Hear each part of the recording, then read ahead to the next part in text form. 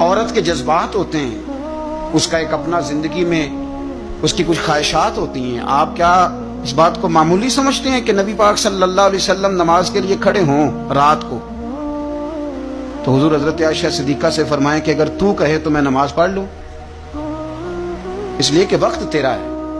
میرے بھائی، کسی کے مزاج کا جب آپ تو بوجھ بننے کی کیا ضرورت ہے؟ آپ سمجھ لیں، مزاج کو سمجھ لیں اور کوشش کریں کہ فروغ محبت ہو، عداوت نہ ہو. یہ جو ہمارے پاس موقع آتے ہیں نا، عید کے اور حج کے، قربانی کے، رمضان کے، یہ سارے موقع دراصل اللہ نے دیے ہیں کہ آپس میں محبتیں تقسیم کرو. اور یاد رکھنا، محبتیں بانٹنے سے بڑھ جاتی ہیں، یہ تقسیم کرنے سے بڑھتی ہیں، یہ زیادہ ہوتی ہیں. ہم محبت نہیں بانٹتے، ہم مفادات کو دیکھتے